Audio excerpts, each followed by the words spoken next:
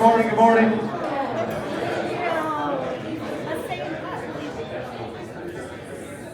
right, we're going to get started. If you guys want to make your way to your seats.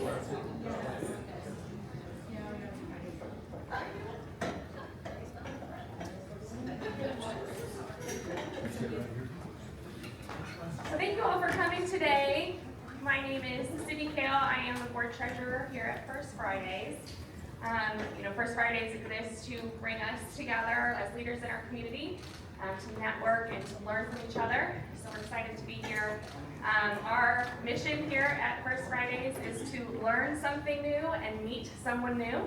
So we encourage you all to embrace that at the end here, to go away with a new face and something, a tidbit to take away. Well, I have the pleasure of introducing Christie today. I met Christie, has it been like 5 years ago? We both were speaking on on a panel for women business owners. And I remember sitting down the panel from you, and you were talking about the multiple businesses that you have sold successfully. And I just remember thinking, wow, like this is really impressive. I would like to kind of hear more about her story. So I asked her to lunch, and I will never. It really was. There's a story behind it. I will never forget this lunch. It's probably the most memorable lunch of my life. So she is an amazing woman with an amazing story, and we're so excited for you to be here today. I'll give you the formal intro here. Christie Browning is on a mission to encourage, empower, and inspire others to uncover their purpose and live it with passion. She is a TEDx speaker, an award-winning writer, and the author of 7 books. She speaks at motivational events all across the United States and is the owner and founder of reVision Motivational Company. Christie's purpose-driven mantra has compelled followers to uncover their purpose, live life with passion, and embrace new opportunities. Her talks motivate audiences to live a bigger, bolder, brighter life. Originally from Memphis, Tennessee, Christie now lives in Indiana with her husband and their 3 dogs. Join me in welcoming Christie. Thank you so much. Oh, I'm echoey. I need to turn this off. Awesome. Hopefully. If not, I'm just going to use this one. Is that okay? Is that okay? Are you going to fix this? Okay. I'm not a tech guy. Tell you that. I can break stuff. It's okay. It's just right. Okay, it's okay. I'd rather not be Britney Spears up here anyway, so totally fine. So some of you, I didn't realize before we started this morning that some of you altered plans to be here for me. And I have to tell you, if you know me in my capacity as a marketing person who usually speaks about marketing, and as an owner of a marketing company, you're going to hear something completely different today. So you can take that for what it's worth. Show of hands, how many of you have seen the TV show Frasier? Oh yeah, you're my people. Okay, good. I told my husband I was going to talk about the show, and he's like, what if you get like people in there who are like in their 20s and they don't know it? I'm like, I'm thinking I'm going to know the audience best. So we're going to see if we can play this video. Nope, it's not going to play.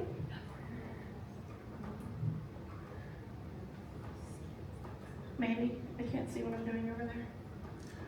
Is there a play button I'm supposed to hit? There's no screen here. I can't see that. There's none on the screen. Somebody help me out here. Non-tech guy's coming. I don't have a screen to see what I'm pushing on over here, so I don't know what I'm doing. Well, I'm not going to be able to help at all, just so you know. This is actually playing perfectly into my plan. So this is supposed to, that one? Yeah? I don't see it play either. You keep on keeping on, because there's a lot of wisdom. I just heard your bio, and you just give her hell. Love it. We're just going to alter plans, so you can actually just stop. I'll tell a totally different story. Go away. Oh.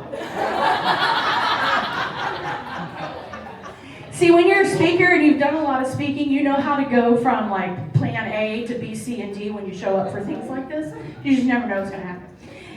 So one thing I'll tell you about me is that you heard I was originally from Memphis, Tennessee. I was raised in a southern house. And by southern, I mean clutch the pearls, smell the vapors kind of house. My mom was the type of mom that ran the household. Any other women in the room that's like that? Ran the household. I did not inherit the domestic diva gene that was my mom. That was not my skill set. And it just so happened to be I was at home from college and my parents were getting ready for empty nest syndrome, although I had 2 younger siblings, so I don't know what that says about them, but my parents were still in their house and they were going to downsize. And you know, when you're a college student, you don't get up at, 10, it's usually noon. And when I woke up at noon, my mom had been gone and she left a note on the table that said, hey, someone's going to come look at the house today. Could you please run the sweeper through the house and make everything look a little bit better? And I can do that. So I'm trying to be my best firstborn self, because we're overachievers. If you're a firstborn, you know what that means. So I pull out the vacuum cleaner, and I'm not just vacuuming, I'm vacuuming. Effort. Taking out attachments, getting in crooks and crannies and crevices. What I didn't know is that morning, my dad had put a fire in the fireplace, a real fire. And I'm on my hands and knees, going around the hearth, and I suck up an ember.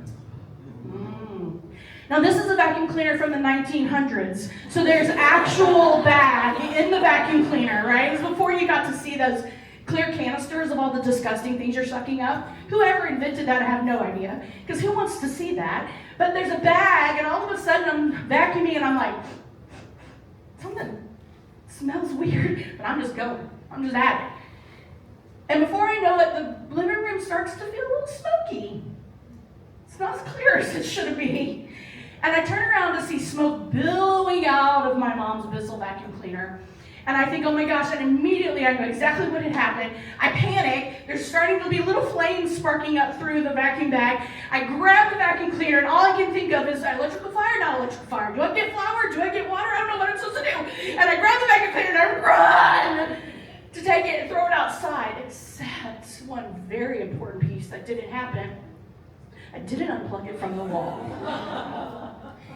So I get about 10 feet into the living room out from the kitchen, and all of a sudden I get to the end of the cord and I fall back on my back, vacuum cleaner over my head. It explodes on the floor. And you know what it smells like when a vacuum bag explodes? Yeah. Mm-hmm. So I panic. I get the vacuum cleaner out in the front yard. I call my mom. I'm like, Mom. And she's at work, and we had a rule in our house. You don't call mom at work unless you're dead or dying. Or dilated, okay? Which the last part never applied to us, okay? But you need to make sure it's the real reason. And then she's like, what are you calling me for? I'm like, this is what happened. And she's like, okay, clean it up the best you can, grab the broom, grab the dustpan, just get out of the house, open the windows, and maybe it will be all okay. So I did. I go away, I come back, they've seen the house, all is well, and I'm like, whoa, we made it. And I'm kicked back watching TV, and all of a sudden I hear sirens. And they seem to be getting really close. And they seem to be really close. And all of a sudden there's a bang on the door, and 4 massive fire trucks from the Memphis Fire Department is parked on my mother's azaleas in the front yard because some overzealous realtor tells her that there is a fire at this house. What I failed to realize is that throwing the vacuum cleaner outside gave it lots of oxygen to rekindle and continue burning while the realtor was at our house, and she called the fire department. I never got to vacuum the house again. And in my house, we have all hardwood floors, okay? We've learned our lesson. That is life a lot for us. Some fires are meant to be comforting, like a warm fire in the fireplace. Other fires burn us to the ground. The problem is we gotta know which is which. I'll tell you, about a year ago, this was my story. My world was on fire and I didn't know it. It's just like that moment where you sort of smell that something's off. We don't quite know exactly what it is, but something just doesn't quite feel right.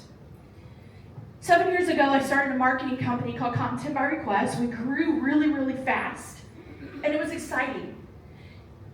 And I just kept seeing more clients, and I kept seeing more growth, and so we added more team members. And we just grew and grew and grew and grew. And if you own a business, you know growth is great until you can't handle it anymore. And then it becomes a curse, not a blessing. A year ago, we decided we would move to a bigger office so we could hire more team members and do more business and have all the new things. And we moved in May, and it is a lot to move. If you've ever moved an office, it's a whole world, right? Of prepping the tech and making sure the space is built out and all the things. And it was a big fire of just like all the things we're juggling to get there. And so we get moved in and we get settled and you feel like you can go, oh, okay, that happened and we're here. And then things started to smell a little off. And I realized something wasn't right. And I don't know if you've ever been in this point of where you feel like, okay, this is the thing I should do. This doesn't feel good, so I'm going to try to do this. And I'm going to trust that this is the answer. And then you find out it's not the answer. That's really rough. And so for me, I found out that what was familiar, running a business, checking the boxes, doing the things to grow, was starting to fall apart. And all of a sudden, what felt like the thing didn't feel like the thing anymore. I felt like I was wearing clothes that were too small for me, or someone's shoes that weren't really mine to wear. And about August, things started to unravel in my team. It was like that ember that got in the vacuum cleaner that started to smoke and smell off, now started to billow some actual smoke. And there started to be creeps of flames. By October, we had lost half of our staff, and we were doing everything we could just to keep our head above water. Some of the staff were gone by their own choosing. Some of the staff was left because of my choosing. And some were leaving because I said, you better choose or I'm going to choose for you. Right? One of those kinds of operations. And I was left in a wake of really hard emotions. Because I found out that what I thought was working well, and we're hard at work doing the thing, checking the boxes, doing the stuff to grow a business, and doing all the things that were right, wasn't so right on the inside. And I found dishonesty, and I found betrayal, and I found deceit, and I found a lot of hurt, and I was devastated. It felt like a divorce all over again. See, sometimes we can be in the middle of the thing, doing all the things right. We're doing all the things right. And then it can just feel like what was supposed to be, what you envisioned, what you thought was going to be, all of a sudden isn't the thing anymore, and it starts to fall apart. What I found at that point is that in the ashes of what fell apart, what I really needed more than anything was to recognize that this was a season of restlessness that led me to an opportunity to transition. And then ultimately, there had to be change. None of those three words are fun. And if you found yourself in any one of those three spaces before, it's not fun. The world does not applaud these things. Restlessness means discontent in our world. Transition means uncertainty. Do you even know what you're doing with yourself? Right? When you hear anyone talk about transition, it's always with the caveat of, and I'm gonna do. I'm in between jobs, but I'm looking. That's what we couch it in. We never applaud transition. But we're people. It happens. Life happens. Career happens. Transition happens. And change, we always want to buck change. No one likes change. I don't know how change got such a bad rap, but boy, we don't like it. But sometimes it's really, really, really necessary. And so I got connected with a coach. I didn't even know what I was hiring this coach for. I started working with her in October, right as all of this had just come to a heap of ashes. And she probably was thinking all of her life choices at that point when she got on the first call with me. Like, wow, this woman needs medication, not me, okay? Like, she needs some help. And I started telling her all that we had just went through and all the things that I was feeling. And really what I wanted her to do was to give me the 3 steps of how to overcome it. I was raised in a Baptist church, and every good Baptist preacher has 3 steps, right?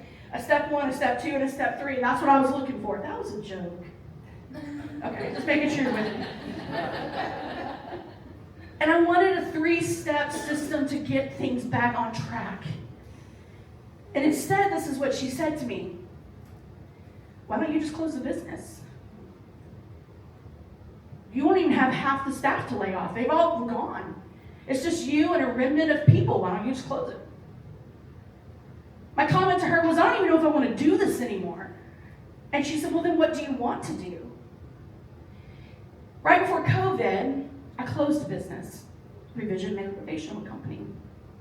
Had a motivational company that allowed me to be an author and a speaker and do all of these really cool things and really live out what I felt was my passion and my calling, my God-given reason to take up space on the planet.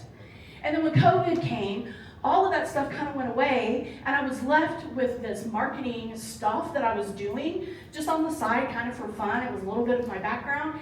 And all of a sudden, people wanted those services. And my husband, who loves money and security, what's up with you guys? Like, I just want to hug puppies and drink iced coffee. He's like, no, right? Thank you. And he's like, no, we need to have a living. You have this marketing company that's not a company yet. If you just made it a company, you could have something really great. And that's what I did. And that's how I got content by request. So in October, when she says to me, my coach, hey, why don't you close the business? I'm like, oh my gosh, yes. This isn't what I even wanted. I never woke up and said, all I want to do, Jesus, is to own a marketing company. That was never the thing that came out of my mouth. And she's like, maybe you should think about closing it. But at the same time, when she said close it, there was this well of oh no. Fear.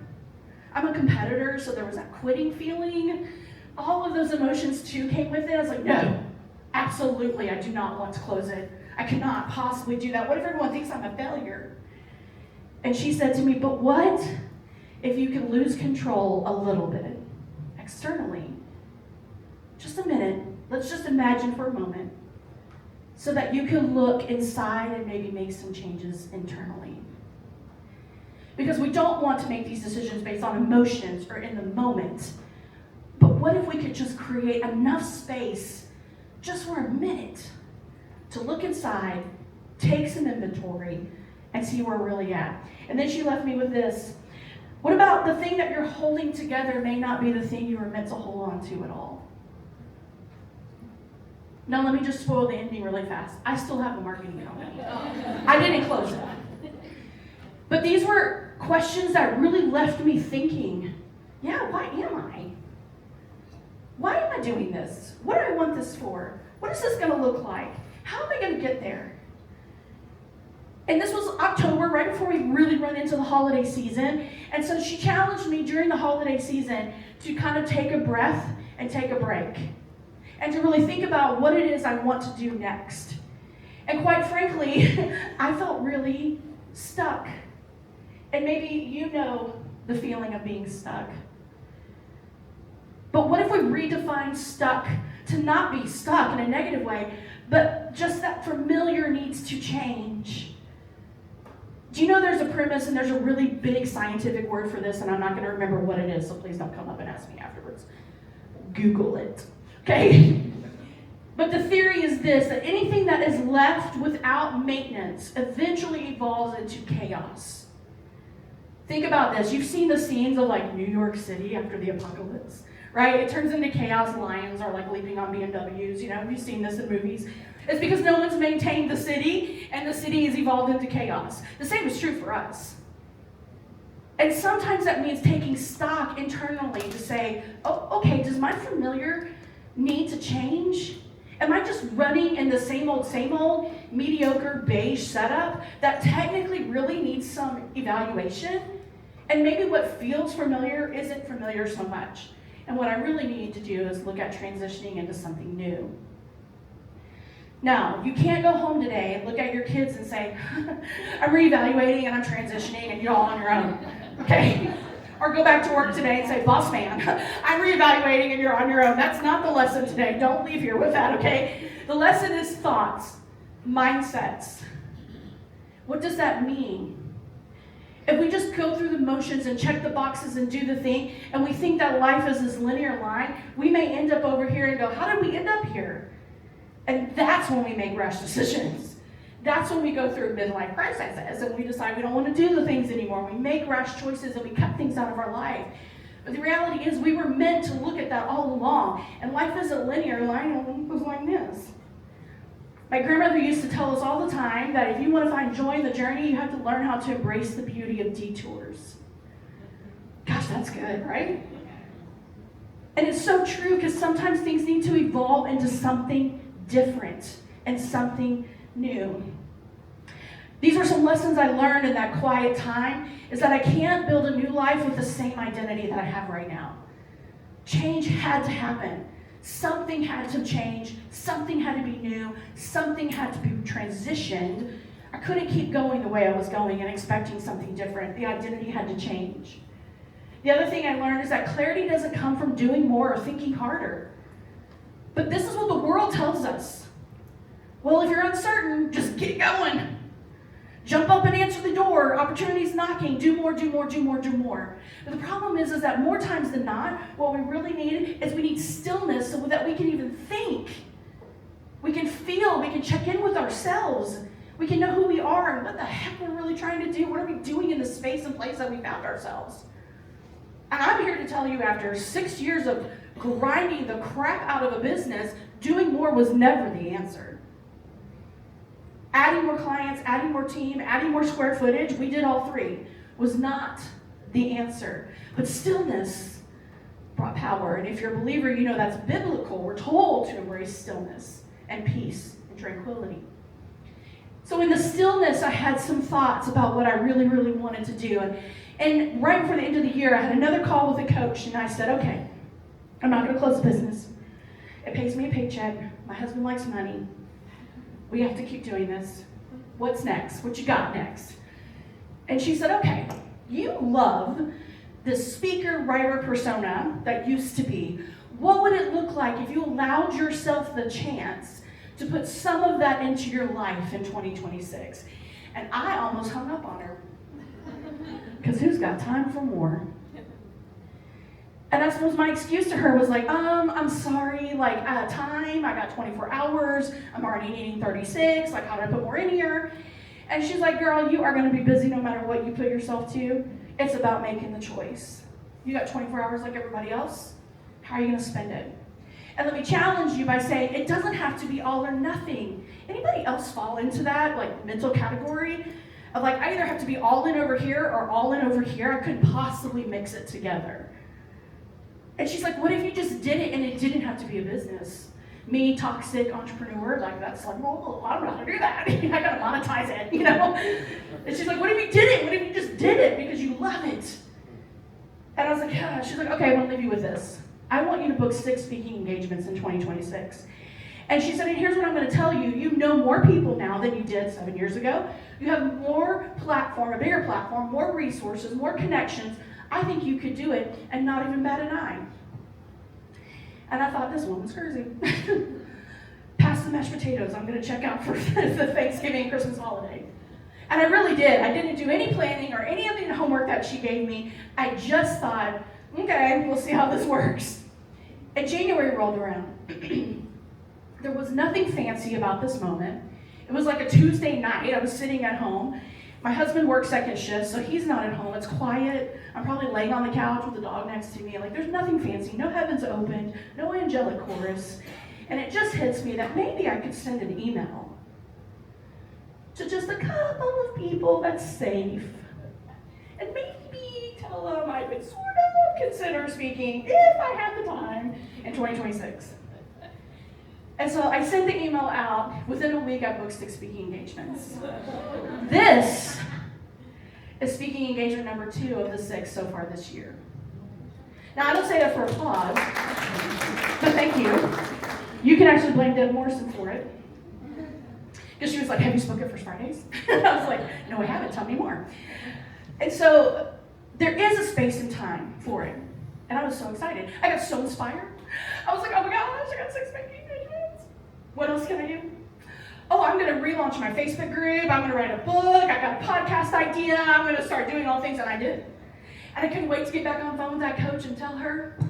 Because in addition to being firstborn, I also like applause, and I like to know that I, get people's approval. So I couldn't wait to show up, and she says, whoa, that was not the instructions to do all of those things.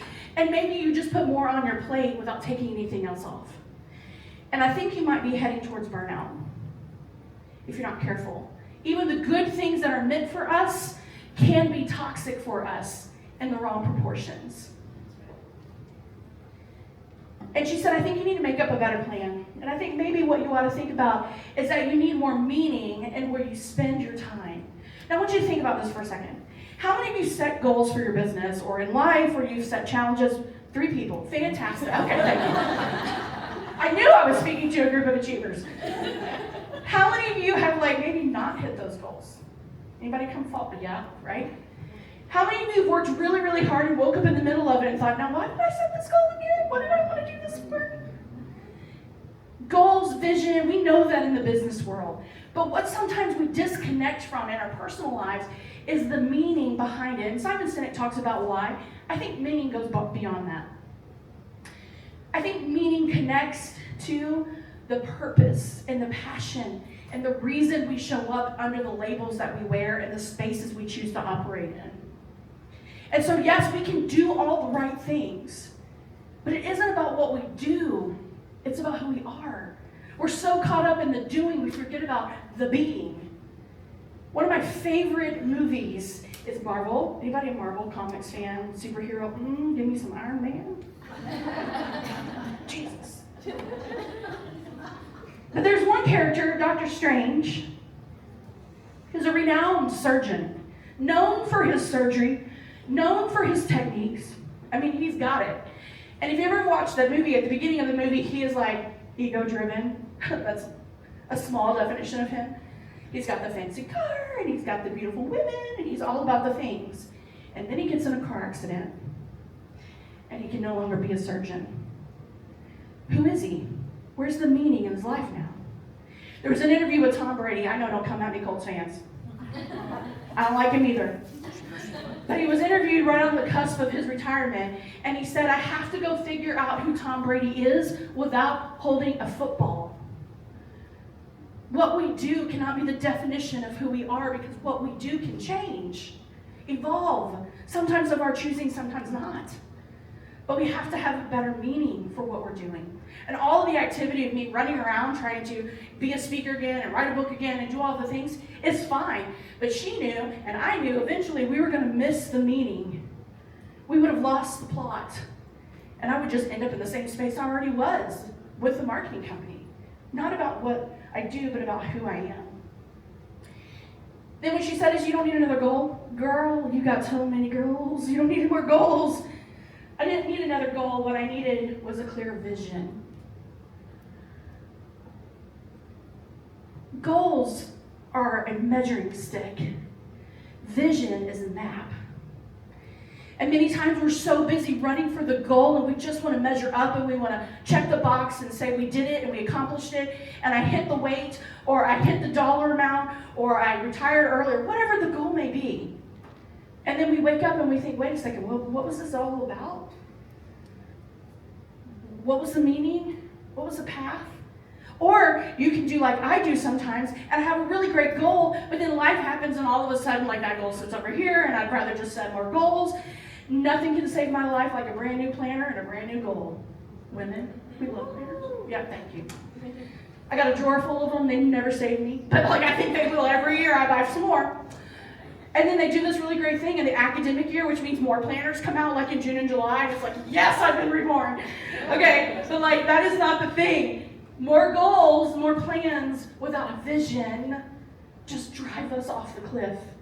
So maybe what we need is a clear vision. I also learned that I don't need more time, I need more focus.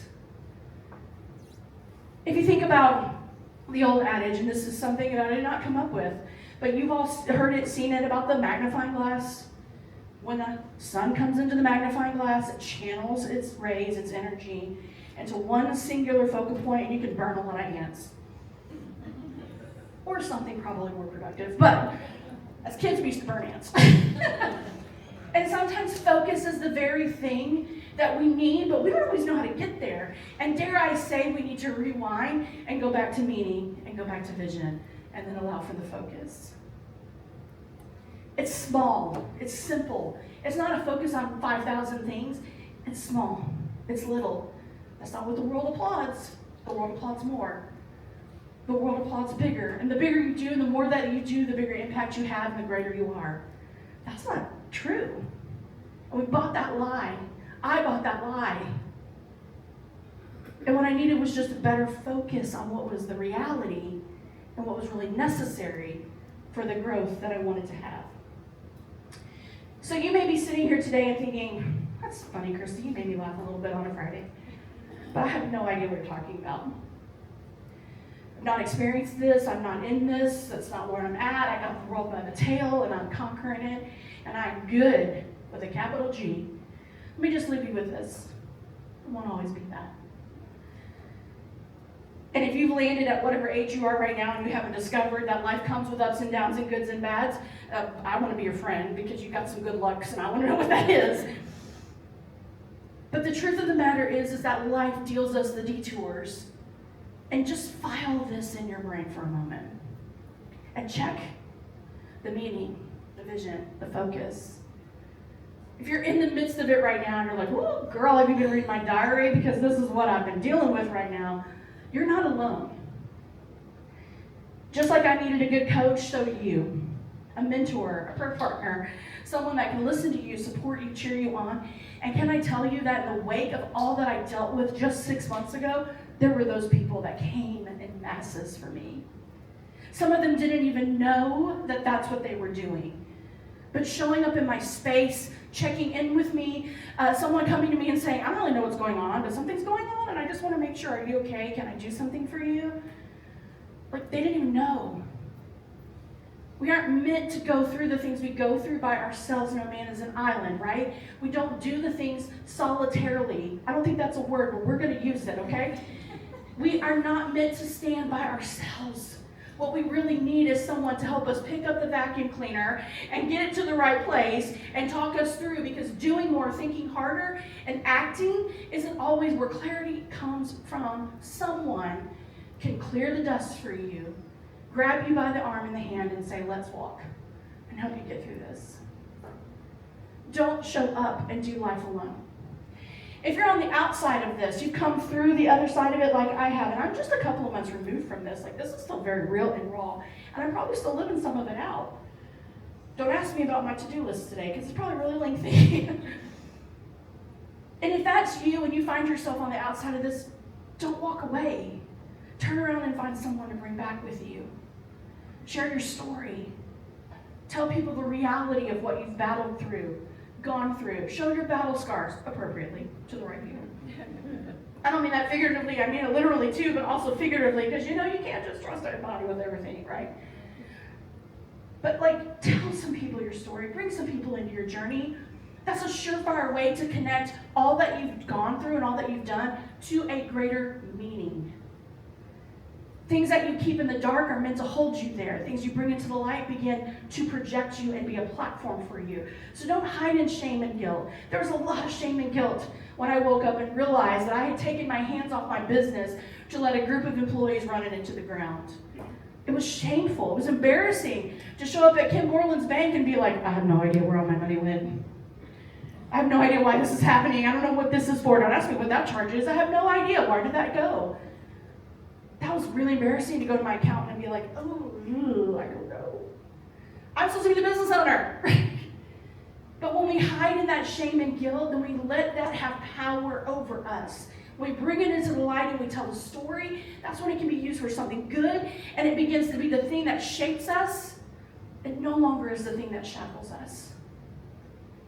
And so let me leave you with this today. This is the thing I'm running on now, and this moment in my life. This you're free to come ask me about. And I challenge you to come ask me about it in 6 weeks, in 6 months, and see if I'm still holding true to it. This is the accountability piece. And I will gladly take yours. I got a lot of heart, in case you can't tell. Just a little bit passionate about some things. And I think that becomes my rocket fuel, but what I find most is that my heart doesn't do much without discipline. We don't like that word. I don't like that word. But discipline is what channels the heart so that it doesn't just become a flash in the pan emotion. I remember just a couple weeks ago telling Courtney at a networking group that we're a part of that I was stepping into speaking, and she was like, "Hey, I heard you're speaking at First Fridays." No, that's not true. That's a lie. Let me back that up. She stood up in front of our networking group and said, "Everyone should come to First Fridays because Christie's speaking." And I was like, I specifically did not make that announcement for a reason. But thanks, Courtney. And so afterwards, she was like, "I think it's so cool think, what in the heck is Christie doing? She was owning a marketing company, now she's speaking, and people are gonna think I'm flaky, and they're gonna be like, what's she really up to? And she's like, no one's gonna think that, so please don't think that. But she's like, no one's gonna think that. You have to have do the thing you're doing, and you have to realize that people are gonna appreciate you being who you are. And the heart matched with discipline means that there's trajectory. And heart without discipline will burn out. The other thing that I'm running on right now is hustle. That's a word we know well as business owners and leaders in the community, whatever you might spend your time on. But let me encourage you with this, that hustle without heart burns empty. It takes both. Heart needs discipline. Hustle needs heart. It's the meaning. It's the vision. It's the focus. If you're here today and you're like, man, it's Friday at 8 o'clock and I am tired, so am I. If you're thinking, man, I don't know how I'm going to go through another week, it's really rough, I get that. But can I tell you that we are meant to be active beings? We are meant to be purposeful beings. We are meant to do things connected to the be things. Our doing and our being have to align, and your heart and your hustle have to match. Being real today. This is a real journey I walked in the last just 12 months, really close in the last couple of months. Some of you have been in this journey with me. Some of you have seen this journey play out. Some of you are my clients on the marketing side of it, and you're like, oh my gosh, this explains so much. This is like it was a dumpster fire over there. Yeah, it was. But the reality of the situation is no one gets through this life without having a little bit of scar tissue. But it does shape who we are, and I hope that that's what encourages you today. Thank you so much.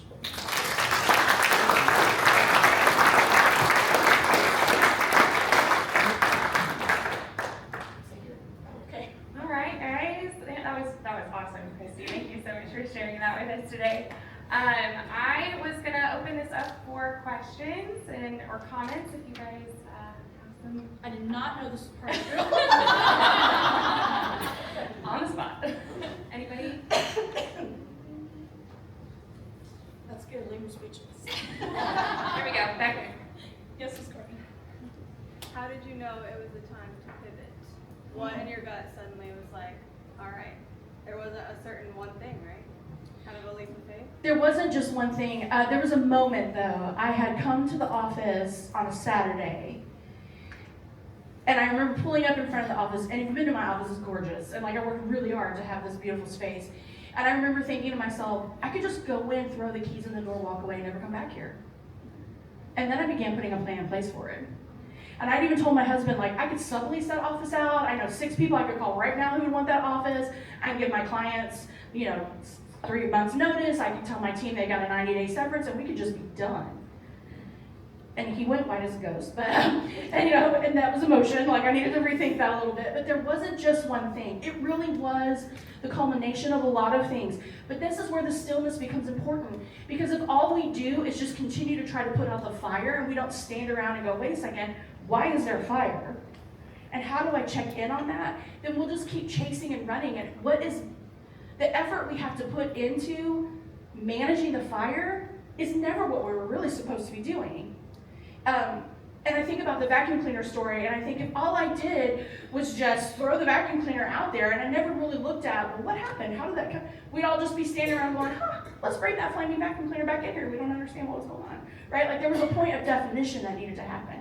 And I think that stillness allows us the chance to add up all of those pieces and see the path maybe we've just walked, or the circumstances that have just unfolded, to then realize if there needed to be a pivot. Now, you also heard that I didn't make the pivot the next day. This was an October, November, December, somewhat a January pivot as well, and we're still trying to pivot a little bit in certain aspects of it.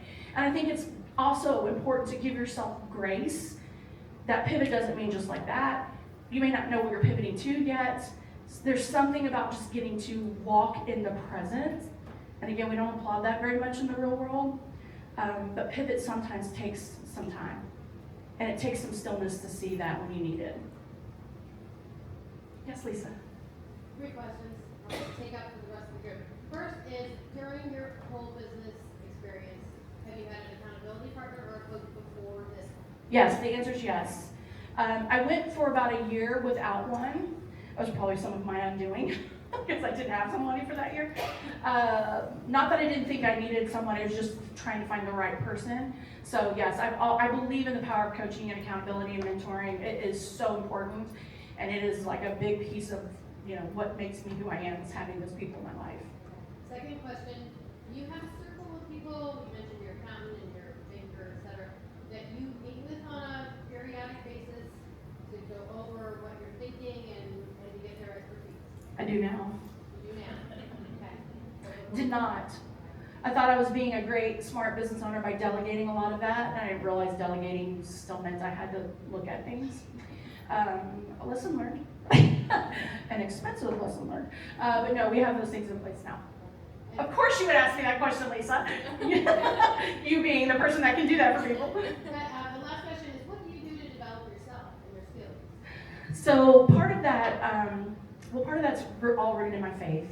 That becomes a big part of it. Let me answer this super honestly. I have done none of that for the last 2 years. It has been such survival mode of growing this company that honestly, the reservoir of what I could dip into to carry with me when I was going through really rough, hectic, busy times ran completely dry because I didn't fill it. And so I'm like, very parched and dry. And part of this realization, like October, November, was recognizing the fact that my blood pressure at one point was 184 over 47 or something crazy like that. At Sam's Club one day, my husband was like, put your arm in that little thing and check your blood pressure. And then he said, we are going to the ER. To which I was like, oh no, it's no big deal. It's just stress. So no, I haven't done a really good job of that lately. Part of this wake up call is like, I have to, right, do those things. Not just spiritually, but mentally, emotionally, all of that. I wanted it all for everybody else. I wanted it all for my team. I was so worried about protecting them. I didn't do it for myself. And so that's become a new priority. Yeah. I am attempting to do what you do, be a motivational speaker. And so one of the things I wanted to ask you, first of all, you were very good today. Oh, thank you. But in the midst of trying to be a motivational speaker, you have to find things that motivate you. Yeah, yeah. So what's your challenge every day because you're in front of different groups. It's not always a bunch of eager to learn people. So how do you navigate through those points in time? So very strategically, that's making sure as a speaker I'm in front of the right groups, number one. As much as I want to speak 24/7, I don't take every opportunity. I turned a speaking engagement down for this year because I didn't feel like it was the right audience. Personally, I think what that means for me is being vulnerable and being okay with telling parts of my life and my story that can maybe not show up exactly in everyone else's story, but that they can see themselves in. And that's it can be a very hard thing to do because it takes a lot of courage, especially when you're the prophet in your own town, and now everyone's gonna walk out of here and be like, oh gosh, I know this about Christie. Do you know this about Christie? If you don't know my past story, I spent 1 year and 3 months in prison. If you wanna know about that, I wrote a book about it, and I can tell you about it afterwards. And all of you are like, whoa, what? Time out. Can you back up? Yes, I can, but we don't have time for that today. That's a whole other thing. I did a TED Talk on it. Go watch it. And so that was a real big challenge because I knew that, quite frankly, God had called me to tell that story. And it was going to require less of me to do it. And I think if you're grounded in stuff like that, whatever faith may look like for you, I think that becomes the catalyst for it. And to realize that we don't get out of here without giving something. It's either forced upon us or we take the opportunity. And I think if you open yourself up to the opportunity will come. And also, I will give you these 2 little pieces of tidbits. It doesn't have to be to a massive audience. 1 in 3 people, small groups can equally have as much impact as a speaker as if you were with 5,000 people.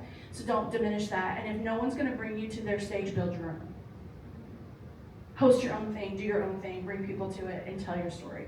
It will get out, and people will want to hear more of it. Anything else? I dropped the prison bomb, and no one's going to ask another question. That's hilarious. I will say this to the speaker thing and share the story thing. I have given that talk and shared that story a cajillion times over the last 10 years or so. And I always find it funny that whenever I would share the story, someone in the audience would always come up to me and say, I've also, been in jail or been in prison. Or someone I love is in jail or in prison. And there would always be this moment of connection of like, oh my gosh, thank you so much for sharing that. And that was always very affirming. When I gave my TED Talk, I was here in Fort Wayne out at the North Manchester campus, there by the hospital. You, to be in the audience, had to pay like $200 kajillion to be there. It was ridiculously expensive. And I just remember thinking, who are these people that are coming out here and paying this money to hear us amateur people like do these TED Talks? But my TED Talk was about my story of being in prison, and they actually told me I shouldn't tell it. They were like, no one else on the TED stage has ever told this story. And I was like, and? Like more reason I want to do it. But afterwards I thought, I'm gonna tell the story and not a single person in this room is gonna get it, because they all drove up in their like Jags and they're never gonna understand where I come from. And no one came, from the audience, no one came afterwards and was like, oh my gosh, I was in prison too. Nobody gave me that. Except for one lonely cameraman who was there filming for TED. And he came to me and said, my wife is incarcerated right now and I've been dying to know how to help her. Thank you so much for what you shared today. And I have that perspective. And boy, let me tell you, like, that's a humbling thing as a speaker. Tammy Allen walking in here and saying, I canceled meetings so I could be here today is a humbling piece as a speaker. And I think if you keep yourself, no matter what you do, speaker, work, whatever it is, humility breeds vulnerability that allows for significance and impact. And if that's what you want in your life, that's a great place to start. And the whole, like, don't be afraid to share your story thing is a great way to open up that wound and bleed out on stage and tell people where you come from. But to share that story and lead with that humility will always come back to you. Oh, sorry. Yeah, we can do one more if you're good. It's Gerald asking you. We have to give him space. Knowing that you've been selective to what audiences you are willing to speak, what is the nature of the types of audiences that you're speaking to? Of course, a patent attorney would ask this question. No attorneys. Yes, exactly. Not attorneys, no. So what's funny is that in the process of like getting back into this, we really did revamp the brand for myself as a speaker and like redo the website and come up with a whole new thing. Because before I was only ever speaking to women audiences. This time I really wanted to take what was my business connections and the voice I have in business and kind of bridge that together. And so what I love most is speaking to audiences that are looking to get better, that are looking to be purpose-driven, that are wanting to like accelerate and be achievers in their fields, in their careers, and in life. I want to talk to those people because we drink from the same fountain, and I want to give them that encouragement. It's a good question, Joe.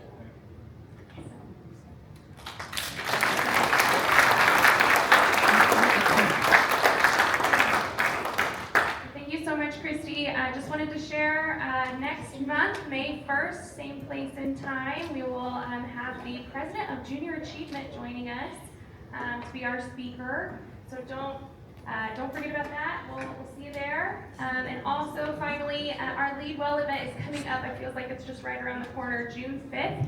So that'll be our season closing for our First Fridays.